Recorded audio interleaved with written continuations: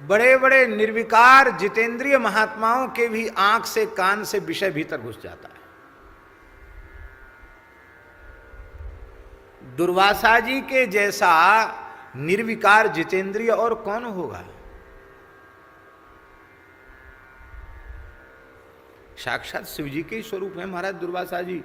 महान योगी राज है, ऊर्ध्वरेता ब्रह्मचारी है। योग के मार्ग को प्रवर्तन करने के लिए ही इस रूप में भगवान शिव पधारे हैं। अत्रि जी के पुत्र हैं, सुया जी के पुत्र हैं। और उनके बारे में पुराण में लिखा है, ब्रह्मांड पुराण में लिखा है। ब्रह्मांड में कहा था कि ब्रह्मवैवर्त में कहा था? ब्रह्मांड में संभव था।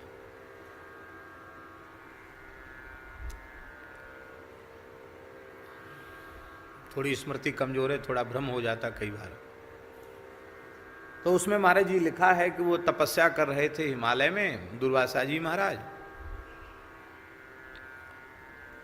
और वहीं एक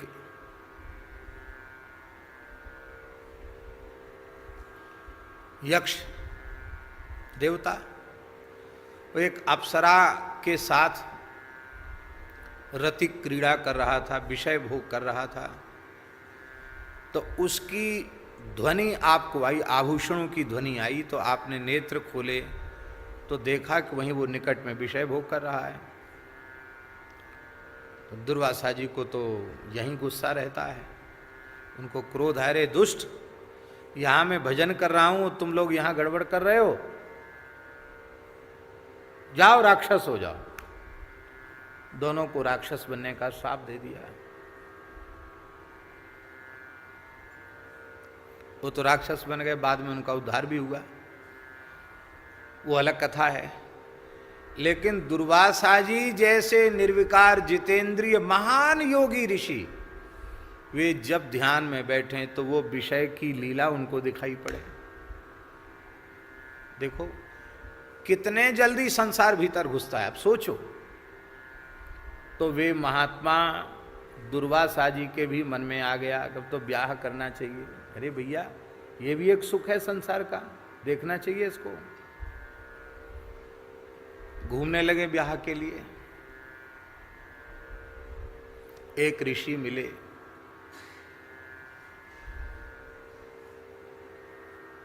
ऋषि की कन्या बड़ी सुंदरी थी, अति अपूर्व सुंदरी थी। वो भी बड़ी तपस्विनी थी, बड़ी सुशीला थी, सदाचार संपन्ना थी और सुंदरी भी थी।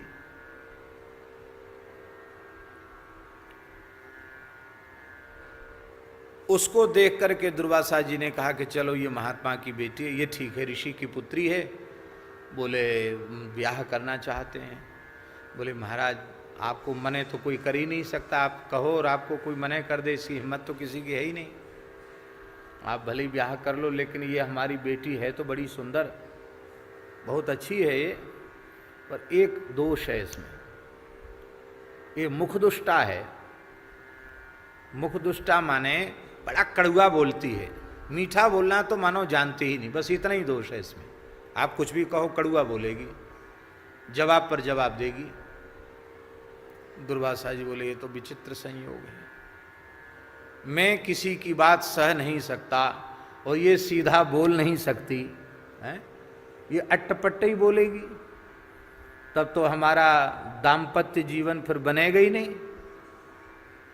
हमारा हम तो पहले बता दिया, नहीं तो आप कहते पहले बताया नहीं। ये बेटी हमारी, और सब ठीक है, इसमें कोई दोष नहीं है, आचरण बड़े पवित्र हैं इसके, बस ये है मुंह से बहुत कड़वा बोलती है, स्वभाव है उसका। दुर्वासा जी बोले अब कोई हो, कुछ भी हो, ब्याह तो अब इसी से करेंगे। तो बोले ब्याह तो हम, कन्या तो आपको दे देंगे, लेकिन आप ये कड़वा बोले तो आपको क्षमा करना पड़ेगा। दुर्वासा जी बोले हाँ क्षमा तो हम करेंगे। कब तक? बोले 100 बार हमको जवाब देगी, कड़वा बोलेगी हमसे, वहाँ तक तो हम सहन करेंगे। और 100 की गिनती पूरी हुई, उससे ज़्यादा इसने कड़वा बोला तो फिर तो आप हमको जानते हो, हम दुर्वासा जी हैं। अरे बोले ऐसी कोई बावरी थोड़ी है जो तुमको गाली देती रहेगी, है, अपराध क्षमा करना। बोले ठीक है। अब दुर्वासा जी महाराज का विवाह हो गया, पाणी ग्रहण हो गया, लेके उसको चले, तो कुछ न कुछ बातचीत तो होगी ही। तो थोड़ी बात किया तो उसने फट फट जवाब देना शुरू किया। अब आप समझाने लगे तो और उल्टा पलटा बोलने लगी, और समझाए और उल्टा पलटा बोली। अब तो दुर्वासा जी इतना, ऐसा समय, ऐसी परिस्थिति उनके जीवन में कभी नहीं आई कि कोई इतना बोले और वो सहन करें। लेकिन भगवान सबके सामने कोई न कोई अवसर तो भेज ही देते हैं। अंत में उनका धैर्य जवाब दे गया। बोले देख, अब कान खोल के सुन ले, अब तू अपने अधिकार से ऊपर उठने वाली है, बस 100 के निकट पहुंचने वाली है। उसने कहा 100 नहीं 1000 गाली दूंगी, मैं 1000 बार बोलूंगी, क्या बिगाड़ लोगे तुम मेरा। 100 से आगे जैसे ही बढ़ी, दुर्वासा जी तिलमिला उठे। अभी गृहिणी का स्पर्श तो किया ही नहीं था। बोले भस्मी भव, इतना कहते ही भस्म हो गई वो। अब उसकी जीवात्मा आकाश में खड़ी होकर बोली, आपने हमको भस्म कर दिया। ऐसा कोई करता है? कोई ब्याह करके और बाती बात में कुछ दूसरा होए नहीं काम धंधा। अरे संतान उत्पत्ति होती है, उसके लिए ब्याह होता, वंश चलता है, वो तुमने भस्म कर दिया हमको। मैं कहाँ जाऊं, मैं शरीर रहित हो गई हूं।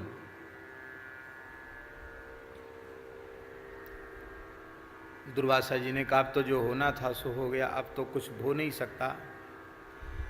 उस कन्या के पिताजी आ गए, और कन्या के पिताजी ने आकर के उन्होंने भी कहा कि मेरी प्राणों से प्यारी पुत्री कितना सुंदर गाने बजाने में, नृत्य करने में, सभी कलाओं में कितनी अनुपम थी, कितनी सुंदरी थी, कितनी अच्छी थी। और हमने पहले ही बता दिया था कि वो मुख दुष्टा है, फिर भी आपने हठपूर्वक विवाह किया और उसको बिना ही, इतना कोई बड़ा कारण तो नहीं था, आपने उसको भस्म कर दिया। ये आपको बड़ा भारी पाप लगा है स्त्री वध का, और मैं क्षमा नहीं करूँगा, मैं आपको शाप देता हूँ।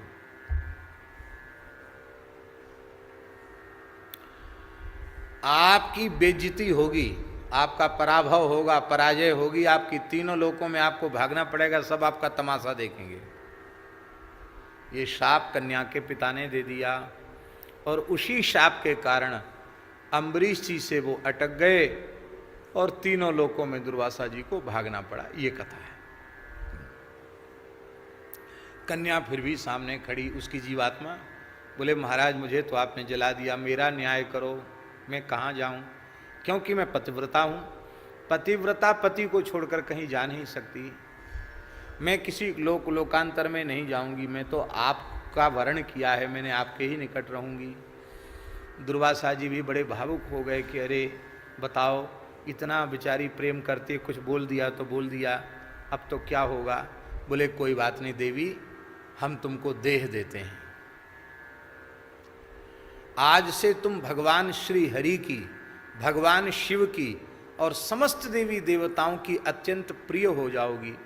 तुम्हारे बिना किसी देवता की पूजा विधि पूर्वक संपन्न नहीं मानी जाएगी। आज से तुम कदली वृक्ष के रूप में उत्पन्न हो जाओ, और तुम्हारा जो फल है बड़ा मीठा होगा, और सभी देवताओं को केला का फल बहुत प्रिय, विष्णु भगवान को तो अत्यंत प्रिय है। तो तुम कदली फल के रूप में अत्यंत संपूर्ण देवताओं की पूजा में आओगी, प्रिय होगी।